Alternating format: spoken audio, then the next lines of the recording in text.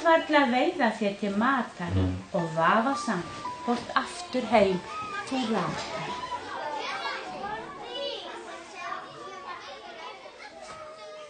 Það að einbeita sér að ungum lesendum og matreiða ofan í þá bókmenntir náttúrulega alveg óskaplega krefjandi starf og mikil ábyrgð og stundum finnst manni maður kikna undan þeirri ábyrgð því að þarna eru ómótaðar sálir sem að maður skyldi ganga gætilega þeirra hugar heima og mér finnst því stundum vera á jarðsprengjusvæði en jafnframt þetta líka svo innlegt og síkvikt og yndislegt að fást við því minn lesendahópur, hann alltaf að koma og fara.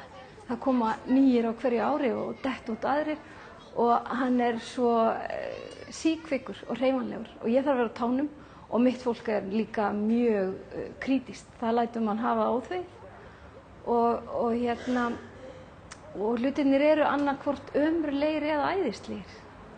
Og það eru svo skemmtileg viðbrögð, þessi sterku.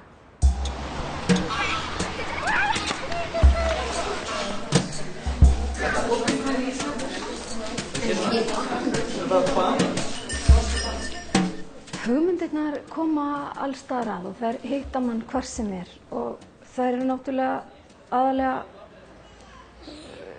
komnar frá fólki, ungu og öldnu og öllum aldurshópum og því líka afar mikilvægt að setja ekki aldurstakmörk á bækur. Þegar þær eru skrifaðar þá eru þær skrifaðar held ég fyrir alla og nálgast alla á einhvern hátt. Þessar bókmyndir sem ætlaðar eru fyrir yngri hópana. Svo eru hugmyndir bara þannig að hver einasta manneskja, hún gangandi saga og höfundur njósnari og hann sífellt að taka til sín og ræna litlu broti úr lífi allra í kringum sig. Ég það bil að missa kjarkinn og lauma mér út þegar afgreiðslustúlkan kemur auga á mig.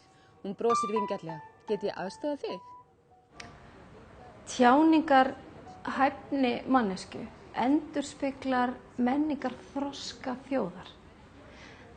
Þá meina ég að lestur eiginlega þjóðvegur til þroska fyrir eina mannesku.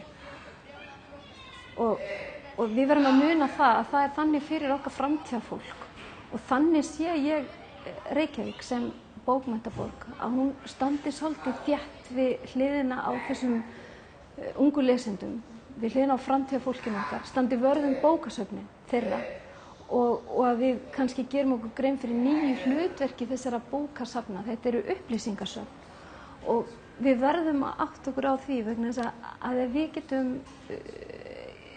lagt því lið að tungumál verði álitið öflugasta vopn í höndum hverjar einustu ungrar manneskju og að við leggjum áherslu á það á þessum tíma þar sem við höldum þessum sprota Reykjavík bókmenntaborg að við náum að koma þessu til skila og styrkja leið okkar hornsteina að tungumáli, hvers virði það og hvað gildi það hefur í þroska einnar mannesku að hafa vald á sínu tungumáli, bæði í ræðu og riti og skilningi, því það þroskar okkar innri mann.